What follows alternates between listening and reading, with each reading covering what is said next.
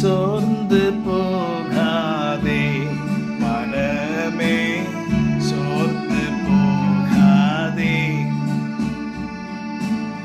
கண்டுனை அழைத்த தேவன் கைவிடுவாரோ? கண்டுனை அழைத்த தேவன் கைவிடுவாரோ? சோர்ந்து போகாதே மனமே, சோர்ந்து போகாதே. ஆமென். சோர்ந்து போகாதிருங்க. ஆண்டவராகிய கர்த்தர் உங்களை பார்த்து சொல்றாரு, சோர்ந்து போயிருக்கீங்களா?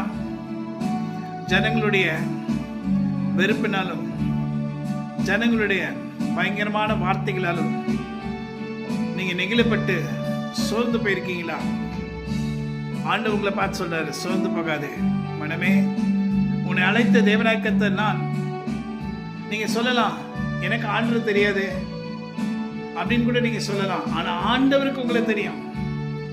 உங்களை அறிந்திருக்கிற தேவன் அவர் உன்னை பார்த்து சொல்லுகிறார், மகனே மகளே, நீ சோர்ந்து போகாத.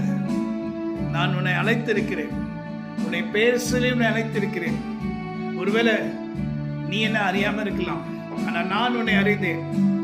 நான் உன்னை அறிந்திருக்கப்படி நான் உன்னை தேடி வருகிறேன். உன்னை பார்த்து சொல்லுகிறேன், கொஞ்சம் சோர்ந்து போன நிலைமையில இருக்கிற, இந்த பக்கம் கஷ்டம், இடது பக்கம் கஷ்டம், வலது பக்கம் கஷ்டம், முன் பக்கம் பிரச்சனை, பின்பக்கம் பிரச்சனை, அப்படியே இடுக்கத்தில் இருக்கிற, ஆண்டவரை பார்த்து சொல்றாரு, மகனே மகளே, நீ சோர்ந்து போகாத.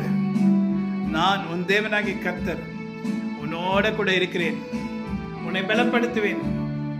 இதோ நாளை நீ பார்ப்பாய், நான் உனக்கு செய்ய போகிற அற்புதத்தை. அப்பொழுது நீ சொல்லுவாய், இந்த அற்புதம் எனக்கு எப்படி நடந்தது? அதுதான் கர்த்தர்.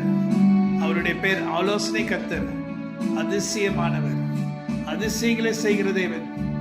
அன்று அதிசயம் செய்த கர்த்தர் இன்றும் நமக்கு அதிசயங்களை ஏராளமாய் செய்ய வல்லவராய் இருக்கிறார். அதனால் நாம் சோர்ந்து போக வேண்டிய அவசியம் இல்லை. கண்டுனை அழைத்த தேவன் உன்னை கைவிடவே மாட்டார். ஹல்லேலூயா. அவர் உன்னை ஒருபோதும் கைவிட மாட்டார். நீ கைவிடப்படுவதில்லை என்று கர்த்தர் உன்னை பார்த்து சொல்கிறார். ஆமென். God bless you. Have a wonderful day. Amen.